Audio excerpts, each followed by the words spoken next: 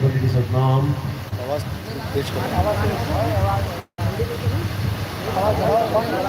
साहिब बंदगी सतनाम सतनाम।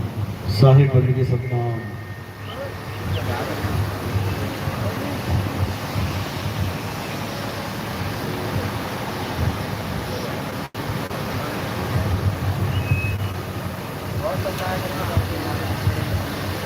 साहिब बंदगी सतनाम। तो आज परमपिता परमात्मा की अपार कृपा से मथुरा में ये मूल ज्ञान का प्रचार प्रसार होने जा रहा है। बहुत बड़े भाग होते हैं उन जीवों के जो अपने पूरे जीवन काल में एक बार भी इस मूल ज्ञान को सुन पाते हैं, और उससे भी बड़े भाग होते हैं उन जीवों के जो इस ज्ञान को थोड़ा सा भी समझ पाते हैं। क्योंकि सुनना आसान है, घंटा 2 घंटा बैठ के सुन के चले गए, लेकिन इस ज्ञान को समझना बहुत मुश्किल है। ये एक आम जीव के समझ में आ ही नहीं सकता।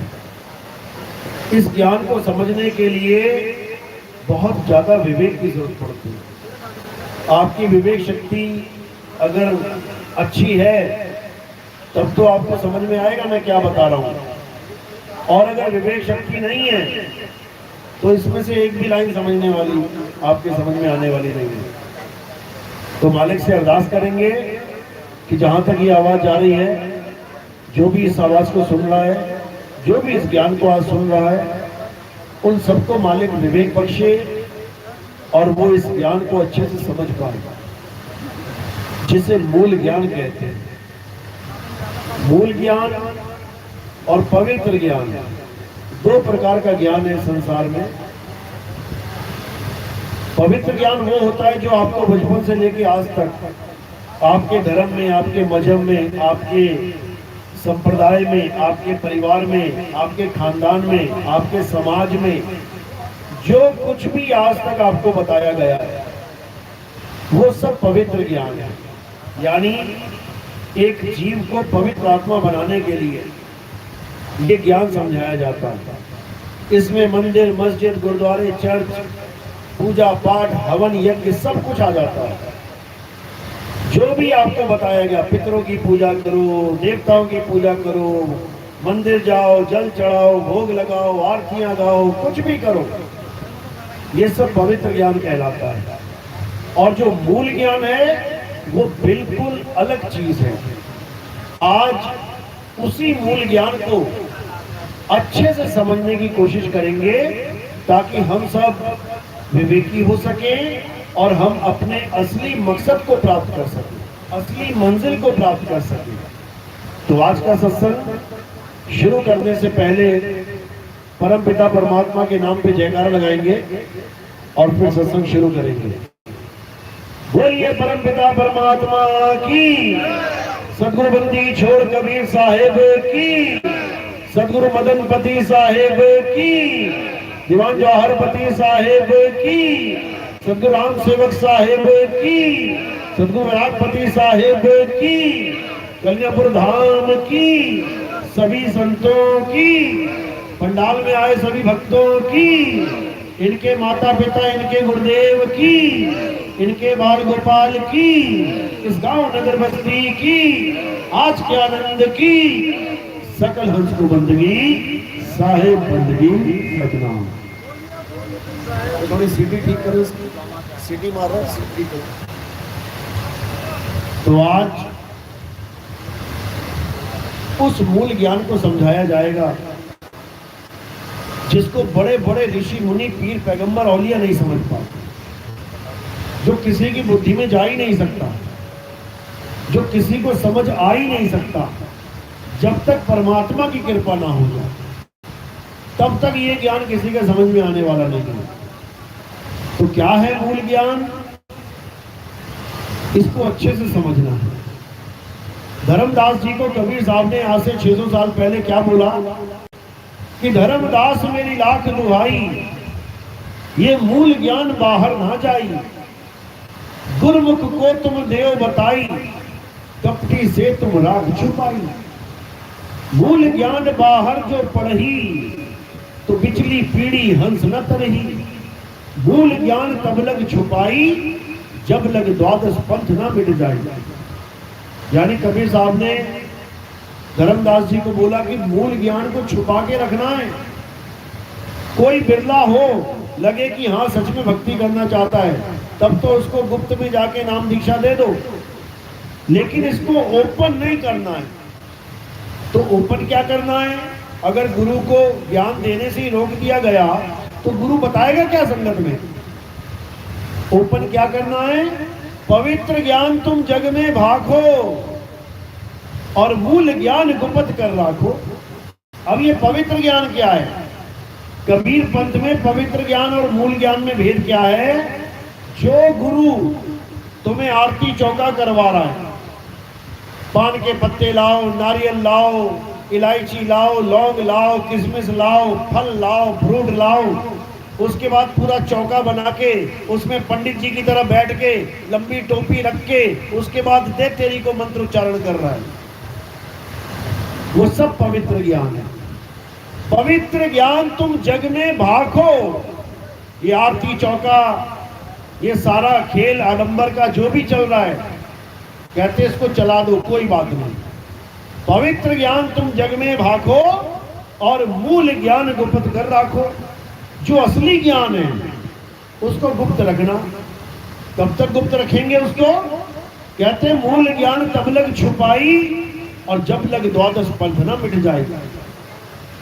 कहते हम उसे तब तक छुपा के रखेंगे जब तक 12वें पंथ का नाश नहीं हो जाता, तब तक ये मूल ज्ञान उजागर नहीं किया जाएगा।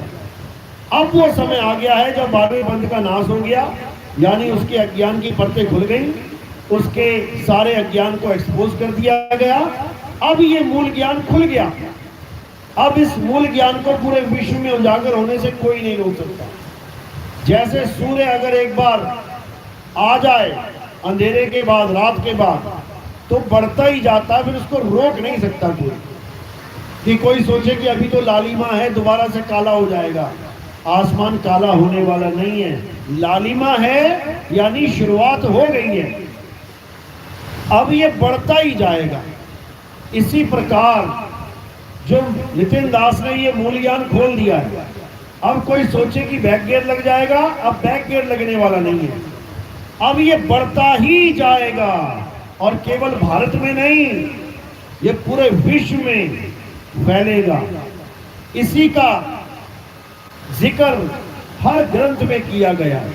हिंदुओं के ग्रंथ में, मुसलमानों के ग्रंथ में, सिखों के ग्रंथ में, ईसाइयों के ग्रंथ में, यहूदियों के ग्रंथ में, बौद्धिस्टों के ग्रंथ में, हर ग्रंथ में इस समय का आगाज बता चुके हैं वो लोग कि एक ऐसा समय आएगा जब पूरे संसार में हाहाकार मचा होगा।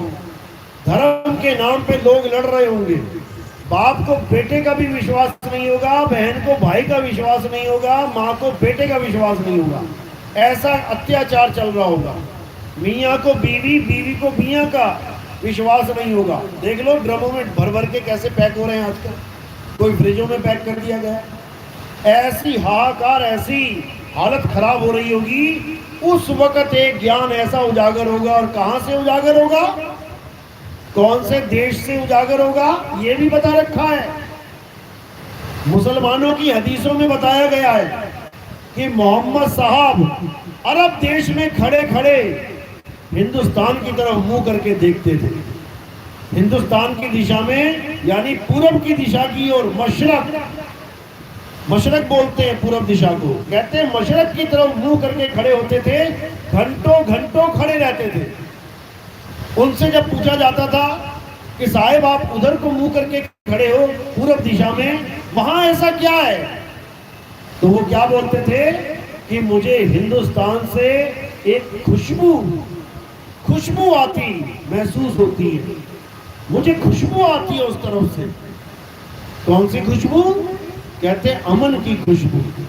जब हाहाकार मच रहा होगा तब हिंदुस्तान से एक गजवा, जिसको कहते हैं गजवाए हिंद, कहते एक ऐसा आंदोलन चलेगा हिंदुस्तान की धरती से जो सारे संसार को एक कर देगा। ये हदीसों में इसका जिक्र है।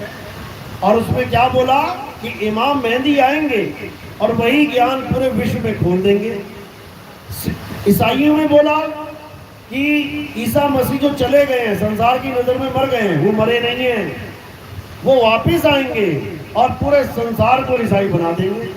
ईसाई मतलब वो क्रॉस मानने वाले नहीं, ईसाई मतलब ईसा की बातों पे अमल करने वाले, जो ईसा मसीह के गुप्त ज्ञान को भूल के आज मूर्ति पूजा में फंसे पड़े हैं, आज लोगों को हाथ लगा के करंट लगवा देते हैं, ऐसे पाखंडवाद में फंस गए हैं। ये सब सही हो जाएंगे कब?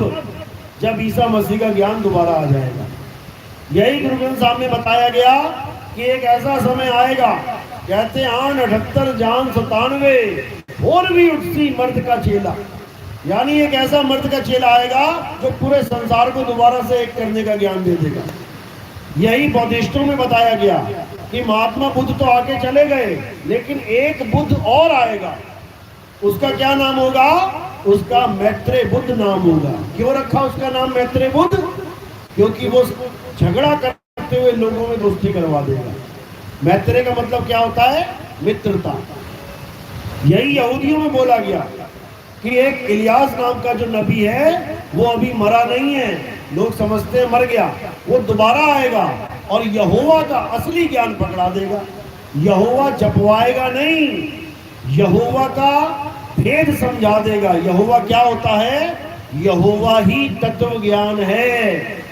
यहोवा का मतलब होता है मैं वो हूं जो मैं हूं, मैं वो नहीं जो तू मान बैठा है। यानी यहोवा वो नहीं है कि कोई भी कुछ भी मान के बैठ गया कि यहोवा ईसा मसीह है, यहोवा कुछ और है, यहोवा ऐसा है वैसा है। बिल्कुल नहीं। यहोवा का मतलब है तत्व ज्ञान। जैसे सोना कहे कि मैं वो हूं जो मैं हूं, तो तुम्हें किसको जानना पड़ेगा? सोने को ही जानना पड़ेगा।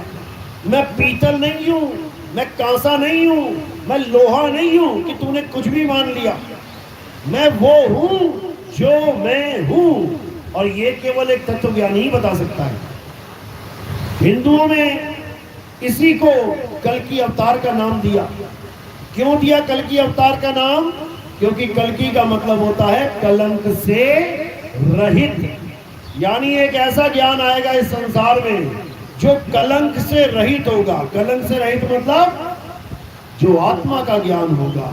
शरीरों पे तो कलंक लग जाते हैं, शरीर कटते मरते जल जाते हैं, लेकिन आत्मा जलती कटती मरती नहीं है। आत्मा निकलंक है। तो उसी आत्मा का भेद समझाते हुए सब संतों ने एक ही बात करी कि इस कलयुग में सतयुग आएगा और वो समय अब आ चुका है। अब उसी समय का इंतजार था सबको। बाबा जय गुरुदेव ने अपनी वाणियों में 1980 में बोला। क्या बोला? कहते अभी तो मेरे दिए हुए नाम से तुम पार हो रहे हो, लेकिन भविष्य में जो महात्मा आएगा जिसको ऊपर से आवाज आएगी, जब वो उस आवाज को बताएंगे, उसके बाद कोई भी जय गुरुदेव नाम से पार नहीं होगा। पूरे पंथ को खत्म कर दिया था बाबा जय गुरुदेव ने।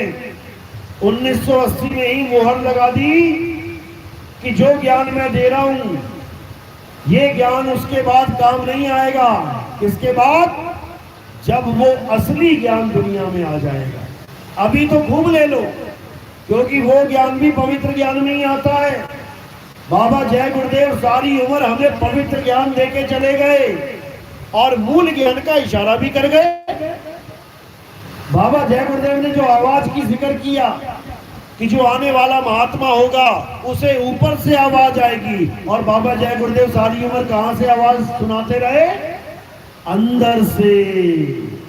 बाबा जय गुरुदेव की जो दीक्षा थी उसमें कितनी आवाजों का भेद था? 5 आवाजों का। और बाबा जय गुरुदेव जिसकी महिमा गा के चले गए, वो कितनी आवाजें थी? 1 आवाज। 1 आवाज का खेल है सारा। वो 1 आवाज ही परमात्मा है।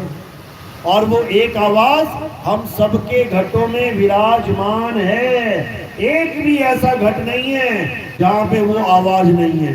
उसी को अखंड नाद, उसी को अखंड राम, उसी को अखंड परमात्मा बोला जाता है। उसी को शब्द धुन, उसी को शब्द नाद, उसी को शब्द गुरु कहा जाता है। ये पांच नहीं है, ये एक है। इसी को नानक साहब ने कहा, तेरा एक नाम तारे संसार, कि हे परमात्मा तेरा एक नाम पूरे संसार को तार सकता है। और बाबा जय गुरुदेव कितने नाम देते थे? 5। बस यही समझना है, ये उनकी मजबूरी थी। कोई तुम्हारा बुरा नहीं चाहते थे वो। अगर 12वीं का टीचर तुम्हें पढ़ा रहा है और 13वीं का ज्ञान नहीं दे रहा है, उसकी मजबूरी है। क्या मजबूरी है उसकी? क्योंकि उसे अपॉइंटी 12वीं तक पढ़ाने के लिए किया गया। वो तुम्हें कॉलेज का ज्ञान कैसे दे देगा? पहली क्लास का टीचर पहली पढ़ाता है, दूसरी क्लास का टीचर दूसरी पढ़ाता है। इसका मतलब ये नहीं कि आगे का ज्ञान नहीं जानता हूं। बाबा जय गुरुदेव अगर कुछ बोल रहे हैं, वो समझदार हैं, लेकिन उनको चुना नहीं गया वो ज्ञान खोलने के लिए। उनको केवल पवित्र ज्ञान तक ही सीमित रखा गया, तो उन्होंने अपना फर्ज बखूबी निभाया।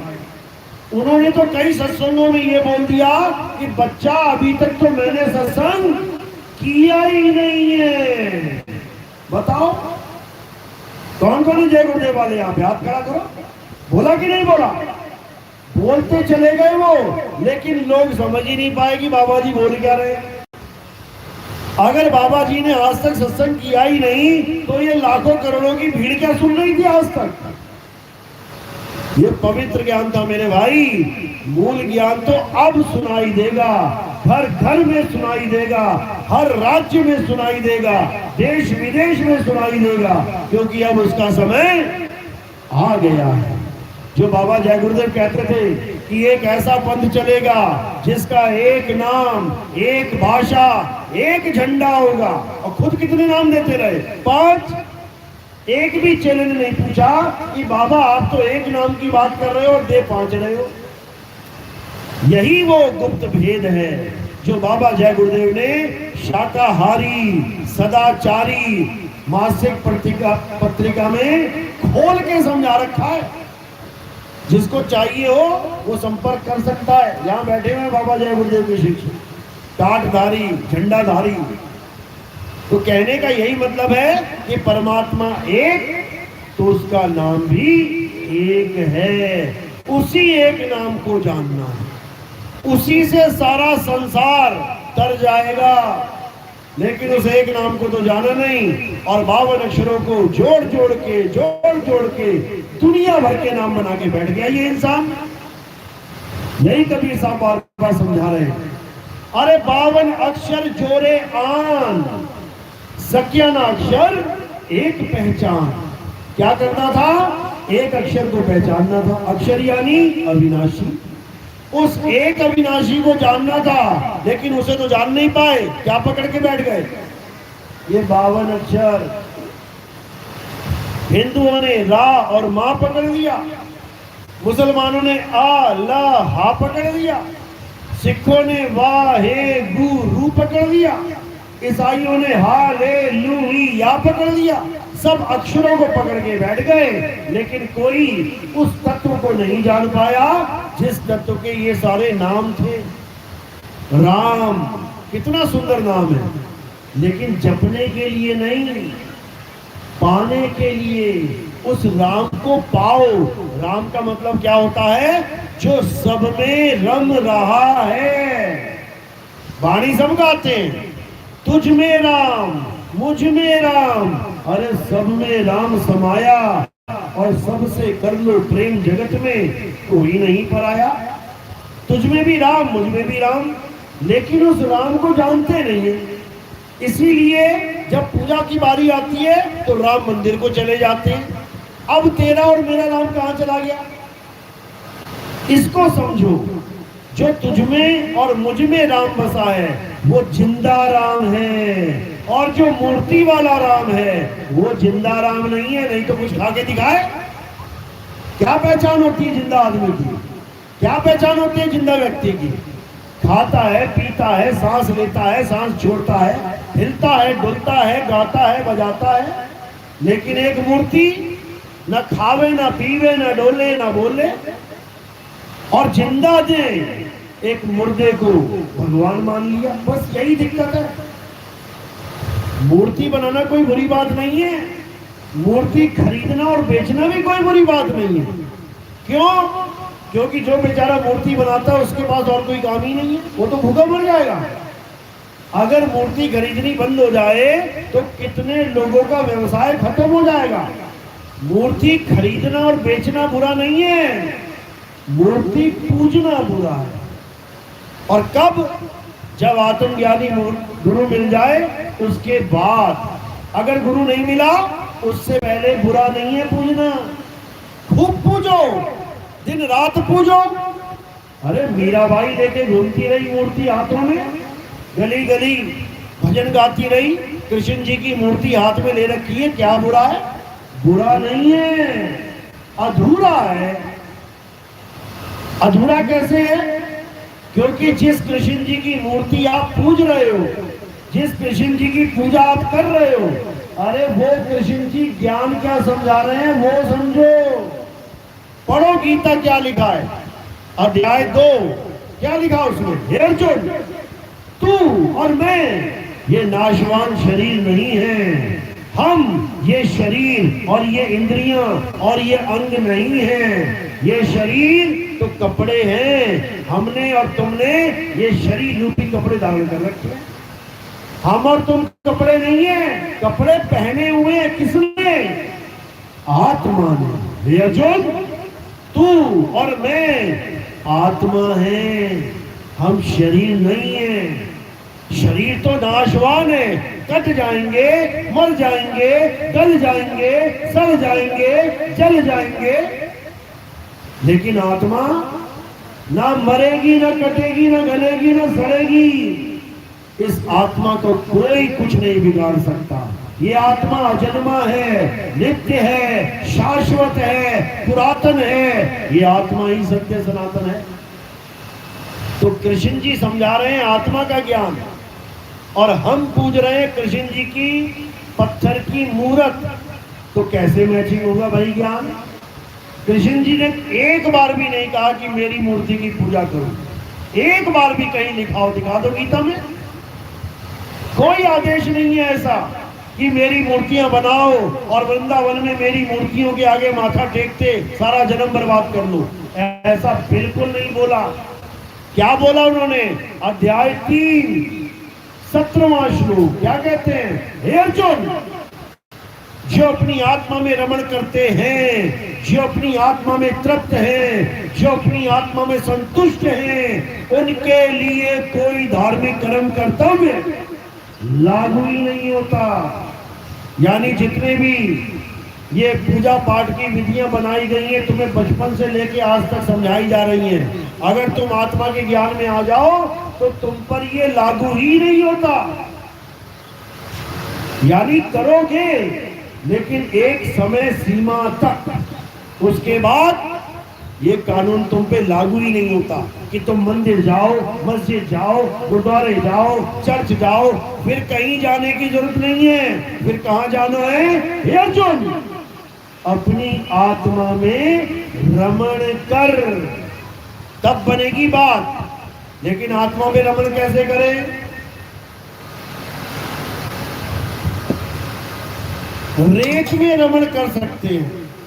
रमण रेती करके एक मंदिर है यहाँ पे, वहां क्या किया जाता है? वहां जाओ, रेत पड़ा हुआ, उसमें खूब रमण करो, खूब रमो, उसमें गोल गोल घूम घूम के खूब मिट्टी उड़ाओ। ये नहीं बोला कृष्ण जी ने रेत में रमण करने के लिए। कृष्ण जी ने कहा आत्मा में रमण कर, आत्मा में। अब आत्मा में कैसे रमण करेंगे भाई? इसके बारे में क्या बताया? इसके बारे में अध्याय 4 34वां श्लोक क्या बताया? हे अर्जुन, अगर तुम सत्य को जानना चाहते हो, अगर तुम आत्मा को समझना चाहते हो, तो क्या करो? ऐसे तत्वदर्शी संत की शरण में जाओ जो तुम्हें दोनों प्रकार के तत्वों का ज्ञान करवा दे। कौन कौन से तत्व हैं? एक असत्य तत्व और एक सत्य तत्व। अध्याय 2 16वां श्लोक यही समझा रहे हैं। हे अर्जुन, दो प्रकार के तत्व हैं, एक असत्य और एक सत्य। असत्य क्या है? जो बनता और बिगड़ जाता है, जो पल पल बदल जाता है, जो सदा एक सा नहीं रहता, उसे असत्य कहते हैं। तो क्या है असत्य? ये सारा संसार ही असत्य है। ये पल पल बदलता है, ये कभी एक सा नहीं रहता। अभी सुबह है, थोड़ी देर में दोपहर हो जाएगी। अभी दोपहर है, थोड़ी देर में शाम हो जाएगी। अभी शाम है, थोड़ी देर में रात हो जाएगी। और अभी रात है तो कुछ चंद घंटों में सुबह हो जाएगी। और उसी दिन के साथ हर चीज बदल रही है, हर चीज। तुम्हारी शक्ल तक बदल रही है रोज। तुम कहोगे ना, रोज तो नहीं बदलती, रोज देखता हूं मैं शीशा। सारी उम्र बीत गई शीशा देखते देखते, शीशे में तुम पकड़ ही नहीं पाए कि तुम रोज बदल रहे हो। नहीं तो देखो एक बार 1 साल की फोटो और 20 साल की फोटो लगाओ, जरा मैच कराओ। रोज बदल रहे थे, रोज शीशा देख रहे थे, फिर भी नहीं समझ पाए कि कैसे चेहरा बदलता बदलता बदलता आज इस अवस्था में आ गया। यही माया का खेल है मेरे भाई, यही माया का खेल है। तो क्या करना है? अब उस सत्य को जानना है जो कभी नहीं बदलता, जो जन्म और मरण से रहित है। और उसका क्या नाम है? हे अर्जुन, आत्मा ही वो सत्य है जो सारे संसार का एक है। बस एक है वो, उसी को समझना है। तो क्या करना है? तत्वदर्शी संत की शरण में जाके दंडवत प्रणाम करके, मन से छल और कपट दूर करके उससे ज्ञान की प्राप्ति करो। वो तुम्हें समझा सकता है कि तुम्हारा यथार्थ स्वरूप क्या है, क्योंकि वो आत्मा के भेद को जान चुका है। वही तुम्हें तुम्हारी आत्मा का ज्ञान करवा सकता है। तो तत्वदर्शी संत की शरण में जाने को बोला है। तत्वदर्शी मतलब तत्वों का दर्शन करवाने वाला।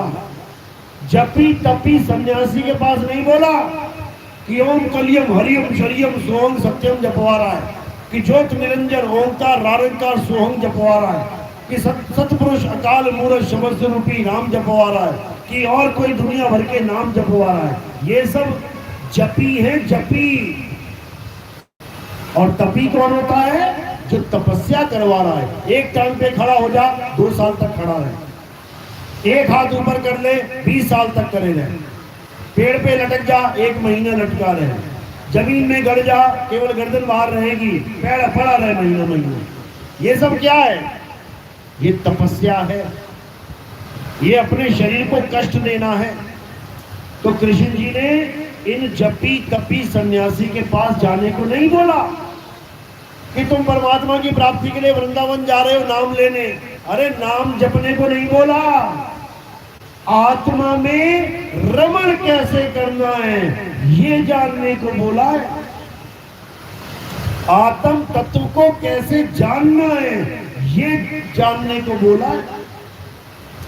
और इसी को कबीर साहब ने भी समझाया। कहते जल में नीन प्यासी, मोहे देखत आवे हांसी, आत्म ज्ञान बिना नर भटके, कभी काबा कभी काशी। यानी जो तुम परमात्मा के लिए भटक रहे हो, कभी काबा कभी काशी, कभी कहीं कभी कहीं, ये सब क्यों हो रहा है? क्योंकि तुम्हें यही नहीं पता परमात्मा है कहाँ। तुम घर से बाहर निकलते हो कोई चीज ढूंढने, तो तुम्हें पता होता है कौन सी दुकान में जाना है। किताबें लेने के लिए किताबों की दुकान पहुंच जाते हो, कपड़े लेने के लिए कपड़े की दुकान चले जाते हो, कोई साग सब्जी लेनी है तो साग सब्जी की दुकान पे चले जाते हो। यानी तुम्हें लक्ष्य पता होता है कि मैंने जाना कहाँ है। लेकिन जब बात आती है परमात्मा की, तो तुम्हें पता ही नहीं होता कि जाना कहाँ है। कोई मंदिर भाग रहा है, कोई मस्जिद भाग रहा है, कोई गुरुद्वारे भाग रहा है, कोई चर्च भाग रहा है, कोई जंगलों में भाग रहा है, कोई नदियों में भाग रहा है। कोई पहाड़ों में भाग रहा है, कोई कहीं भाग रहा है। इसीलिए भाग रहा है क्योंकि उसको पता ही नहीं परमात्मा कहाँ है और परमात्मा है कहाँ। जिस दिन ये पता लग जाए, सारी दौड़ भागी खत्म हो जाए। तो कहाँ है परमात्मा? कबीर साहब समझा रहे हैं, ज्यों तिल माही है और ज्यों चकमक में आग, तेरा साईं तुझ में है, जाग सके तो जाग। केवल हम सोए हुए हैं, इस सोए हुए जीव को जगाना है। जैसे सपने में हम सोए हुए होते हैं और सपने में हमें कोई डराए तो हम डर रहे होते हैं सपने में, तो उससे बचने का क्या रास्ता है? कोई हमें जगा दे, भले ही सपने में शेर हो, भले ही सपने में चीता हो, भले ही सपने में भूत प्रेत आ जाए, अगर किसी ने जगा दिया तो सारी दुविधा खत्म हो जाती है। इसी प्रकार परमात्मा को ढूंढने के लिए हम जो दर दर भटक रहे हैं, अगर हमें कोई जगा दे कि परमात्मा कहाँ है ये बता दे, तो हमारी सारी जन्म की दौड़ी खत्म हो जाती है। तो इसीलिए कबीर साहब ने क्या समझाया? कहते कस्तूरी कुंडल बसे और मृग ढूंढे वन माही, ऐसे रमता राम है ये दुनिया जाने नहीं। रमता राम यानी जो हम सब में रमा हुआ है, और उस रमता राम का नाम क्या है? आत्म राम। जीव राम नहीं, आत्म राम, जिसके लिए बोला गया श्री गुरु ग्रंथ साहब में, आत्म राम पूजिए, अरे आत्म देव पूजिए, गुरु के सहज सुभाए, आत्मे नो आत्मे दी प्रतीत एक कर ही परचा पाए। आत्मे नो आत्मे दी प्रतीत, कौन सी आत्मा को? जीवात्मा को। और कौन सी आत्मा की प्रतीत? परम आत्मा की प्रतीत। यानी ये जीवात्मा परमात्मा की शरण में आ जाए तो इसका काम बन जाए। लेकिन ये परमात्मा नहीं ढूंढ रहा, ये पत्थरों में, नदियों में, नालों में, जंगल में, मरुस्थल में कहीं कहीं जाके भटक रहा है। ये परमात्मा को नहीं प्राप्त करने की कोशिश कर रहा है, ये जड़ वस्तुओं में उलझ गया, ये जड़ पूजा में उलझा पड़ा। तो साहिब कहते हैं जड़ चेतन का करे निवेड़ा और कहे कबीर सो हंस है मेरा। जो जड़ और चेतन में भेद समझ ले, जड़ मतलब जो खाए ना पीवे ना बोले ना डोले ना सांस लेवे ना चले ना फिरे, और चेतन ये देखो खा रहा है पी रहा है जल रहा है सब कुछ कर रहा है। तो जहां चेतन है वहीं परमात्मा मिलेगा, जहां जीव है वहीं परमात्मा मिलेगा।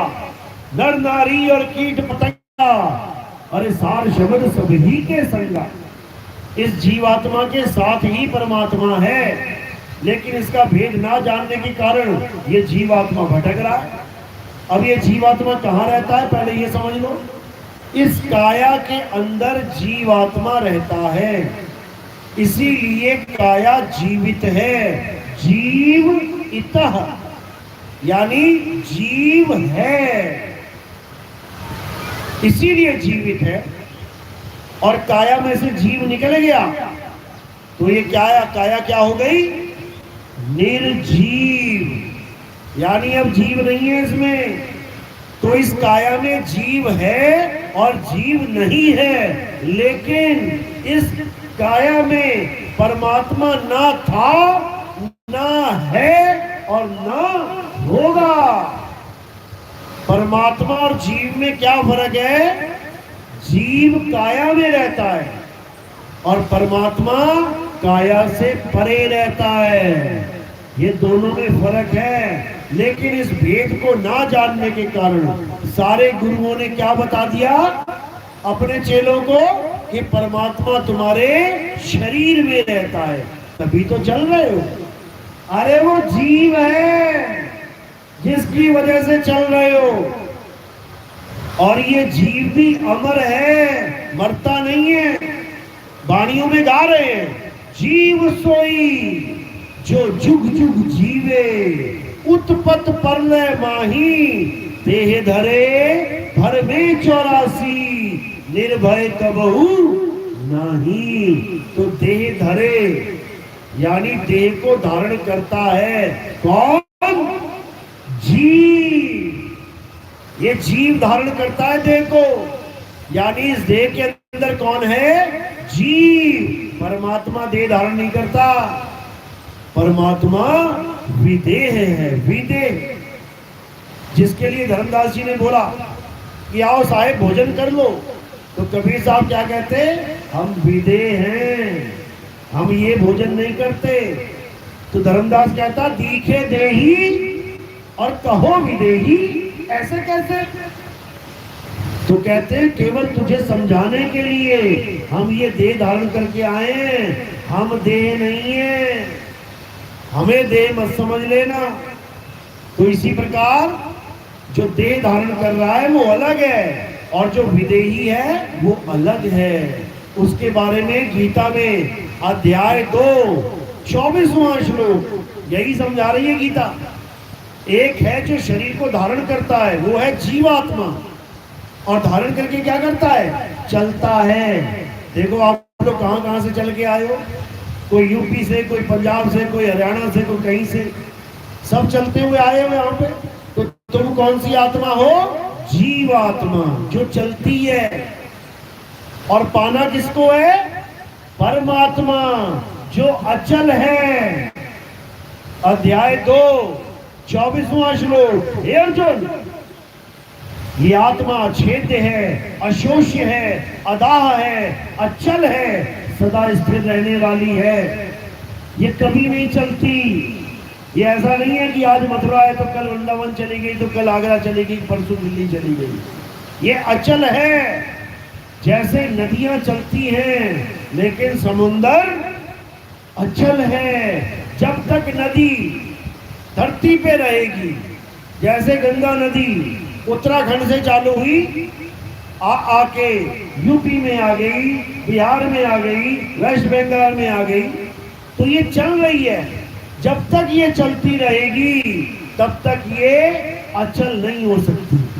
इस पे कहीं भी बांध लगा लो, उत्तराखंड में लगा लो, यूपी में लगा लो, बिहार में लगा लो, वेस्ट बंगाल में लगा लो, लेकिन अगर एक बार ये अचल समुद्र में गिर जाए तो ये भी अचल हो जाती है। फिर इसके ऊपर बांध नहीं लगा सकता कोई, समझो। तो जब तक चल रहे हैं तब तक जीवात्मा है, और जब अचल हो गए तो परमात्मा हो गए। इसी को वाणी में बोला गया है। गरीबदास जी महाराज समझाते हैं, अरे कोटि तो ब्रह्मा भय और कोटि भय ईश, साहिब तेरी बंदगी से ये जीव हुए जगदीश। यानी जो चलने वाला जीव है वो अचल होके जगदीश ही हो जाएगा, वो जीव नहीं रह सकता। तो यही सतगुरु के लक्षण हैं कि वो जीव को अचल कर देते हैं। कहते कीट न जाने भृंग को, गुरु कर ले आप समान। यानी अचल चलने वाले को भी अचल कर देगा। इसीलिए गरीबदास जी ने बोला सतगुरु के लक्षण कहूं। गुरु तो बहुत बने बैठे हैं, पूरे संसार में गुरु ही गुरु है। कहते जो मिला सो गुरु मिला, चेला मिला ना कोई। जो भी मिल रहा है गुरु जी ना हुआ, सारे गुरु जी। चेला कौन है यहाँ पे? तो कह रहे हैं इन गुरुओं के बीच में तुम्हें सतगुरु के लक्षण बता देता हूं मैं। गरीबदास जी की वाणी है, सतगुरु के लक्षण कहूं अचल विहंगम चाल, हम अमरापुर ले गए ज्ञान शब्द सिरगाल। कितना क्लियर बता दिया। कहते हैं सतगुरु के लक्षण कहूं, तुम्हें सतगुरु और गुरु में भेद बता देता हूं मैं।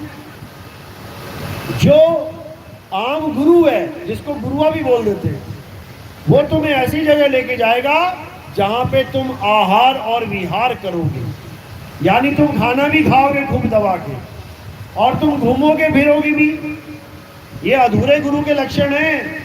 यानी वो तुम्हें ऐसे लोगों में लेके जाना चाहता है जहां तुम काजू किशमिश बादाम अखरोट खाओगे खूब, वहां तुम सेब संतरे खूब चबा चबा के खाओगे और घूमोगे फिरोगे। कभी अलग लोक में चले गए, मन किया सतलोक में आ गए, मन किया अनामी लोक में चले गए, तो ये चलना फिरना बंद नहीं होगा। लेकिन गरीबदास जी समझा रहे हैं, सतगुरु के लक्षण कहूं अचल, यानी जो तुम्हें अचल कर दे, अचल विहंगम चाल, जो तुम्हें इन अलग अलग लोकों में लेके ना जाए। कि कोई कह रहा है कि पहले गणेश जी के लोक में लेके जाऊंगा, वहां तेरी कमाई उस गणेश जी को दूंगा, फिर ब्रह्मा के लोक में जाऊंगा, विष्णु जी के लोक में जाऊंगा, शंकर जी के लोक में जाऊंगा, तेरी कमाई हुई तेरा नाम वहां दे दूंगा। ये सब बकवास है, ये सब बकवास है। विहंगम चाल को समझो क्या होता है। विहंगम चाल होता है जैसे एक पक्षी जमीन से उड़ा और सीधे आसमान में चला गया, एक बार भी ना रुका वो। जैसे यहां से तीर निकला और सीधे जाने पे लग गया, एक बार भी ना रुका वो रास्ते में। और तुम 5-7 स्टॉपेज बना के बैठे हो, काल के लोक में लेके जाऊंगा, फिर अक्षर पुरुष के लोक में लेके जाऊंगा। बताओ, अरे सीधे विहंगम चाल पकड़नी है।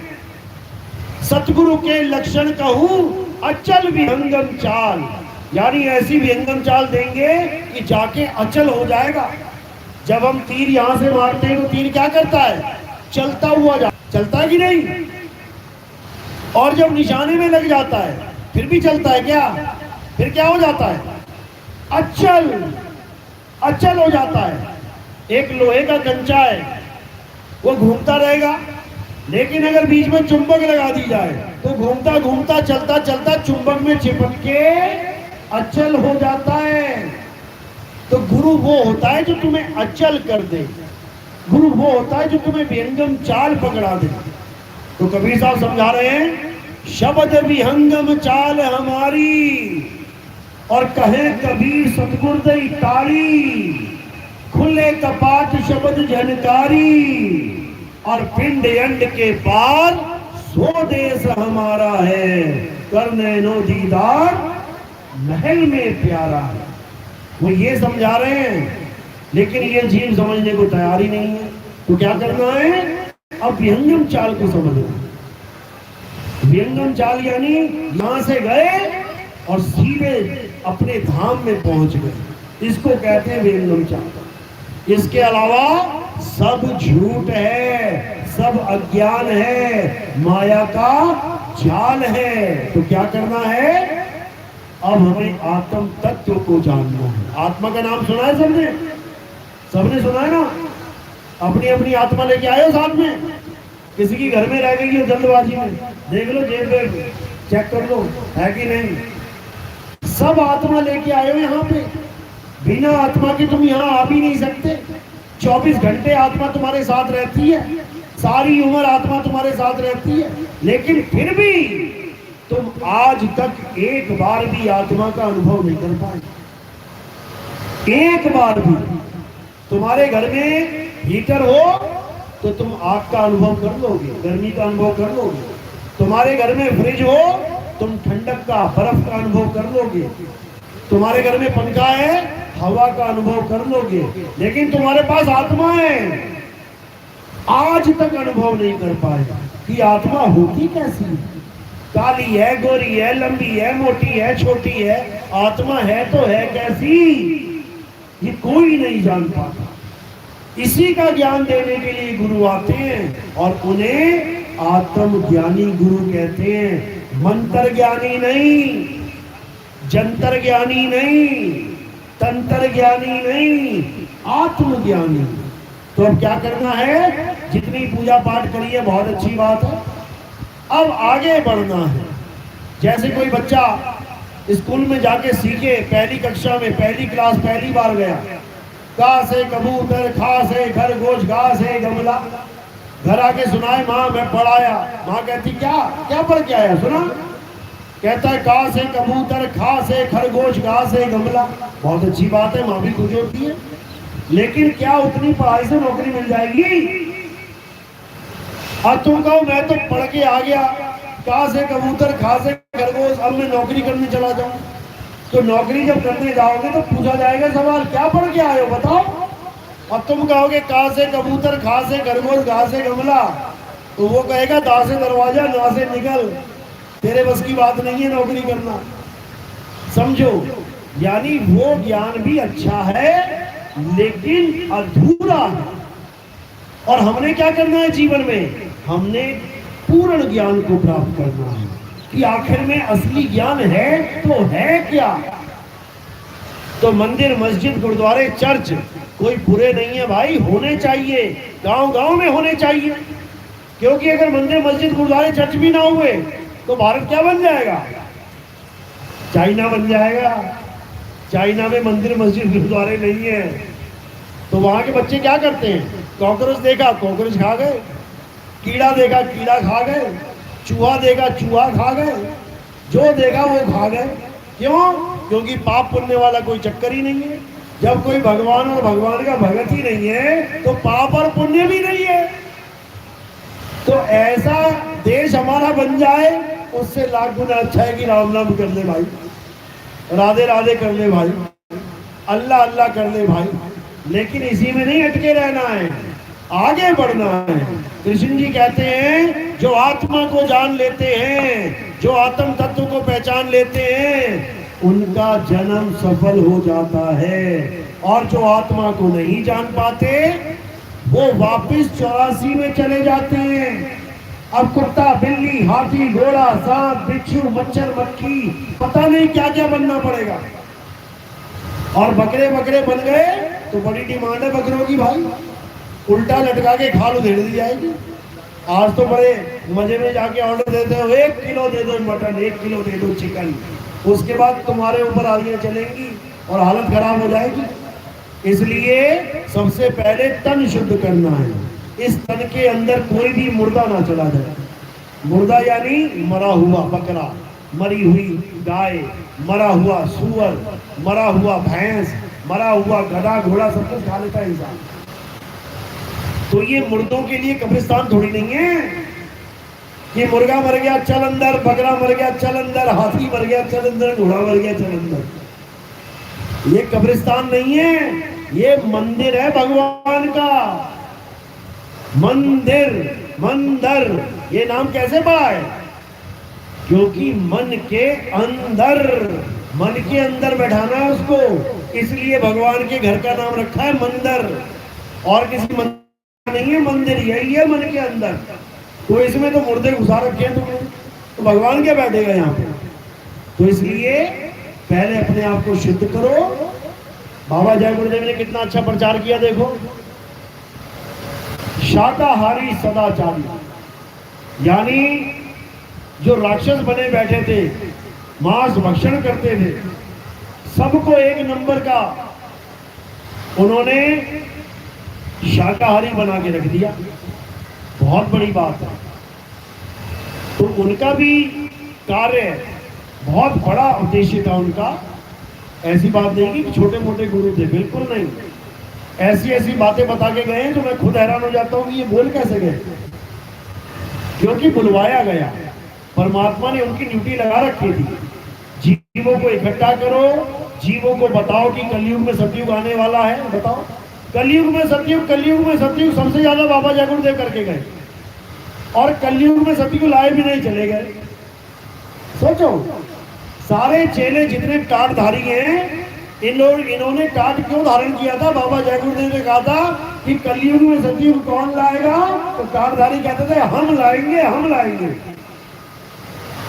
यानी बाबा जय गुरुदेव ने एक टाटधारियों की फौज बना दी थी कि कलयुग में सतयुग लेके आएंगे, और सब ये मान रहे थे कि बाबा जय गुरुदेव ही लाएंगे कलयुग में सतयुग। लेकिन बाबा जय गुरुदेव पहले ही चले गए। इसका मतलब क्या है कि उन्होंने डंका तो बजा दिया था, संकेत उन्होंने कर दिया था कि कलयुग में सतयुग आने वाला है। लेकिन आएगा कैसे, उसका भी भेद बता दिया था कि आने वाला महात्मा जिसे ऊपर से आवाज आएगी, फिर वो उसी आवाज को बताएंगे। फिर ये 5 नाम नहीं चलेगा। ये ज्योति निरंजन ओंकार आरंकार सोहम सतनाम, ये सब नहीं चलेगा। अब एक नाम चलेगा, अखंड नाम चलेगा, अखंड ज्ञान चलेगा, शब्द गुरु का ज्ञान चलेगा। अब वो समय आने वाला है, तो उस समय का सारे संसार को इंतजार है। और दास भी सुबह दोपहर शाम, सुबह दोपहर शाम 2010 से बिना रुके हम प्रचार कर रहे हैं, क्योंकि हमें पता है अब रुकने का समय नहीं है। अब घर घर में उस ज्योत को जगाने का समय है। जो ज्योत जगेगी तो कलयुग में सतयुग आके रहेगा। बोलिए परमपिता परमात्मा की सदा ही जय हो। साहिब बंदगी सतनाम। तो अब आरती का समय है। आरती कैसे करेंगे? थोड़े से फूल उठा के मेरे सिर के ऊपर रख देंगे। सिर के ऊपर क्यों रखेंगे? क्योंकि पैर के अंगूठे से लेके सिर की चोटी तक ये सब नाशवान देह है। हमने आरती किसकी गानी है? हमें आरती किसकी करनी है? आत्मदेव की। तो जब हम फूलों को काया से परे समर्पित कर देते हैं तो ये आत्मदेव के चरणों में समर्पित हो जाते हैं। तो फूल सिर पे रखने हैं, और प्रचार प्रसार में कोई योगदान करना चाहेगा तो वो चरणों में रखना है। उस सेवा से हम क्या करते हैं, हमारा प्रोग्राम टीवी चैनल में भी आता है। सुबह सुबह आप 6:30-7 बजे बैठ जाओगे टीवी खोल के। साधना टीवी और ईश्वर टीवी, इन दोनों में कलयुग में सतयुग का प्रचार आपको दिखाई देने लग जाएगा। बहुत सारे बाबा मिलेंगे रास्ते में, कोई 1 घंटा, कोई 2 घंटा, कोई 3 घंटा बता के जाएगा। परमात्मा को पाना है तो नाम जपो, परमात्मा को पाना है तो नाम जपो, इतना बोल के जाएगा। इतने में मैं आ जाऊंगा और क्या बोलूंगा? परमात्मा को पाना है तो नाम छोड़ो और आत्मा से सूरत को जोड़ो, तब मिलेगा परमात्मा, अन्यथा नहीं मिलेगा। बोलिए परमपिता परमात्मा की सदा ही जय। साहिब बंदगी सतनाम।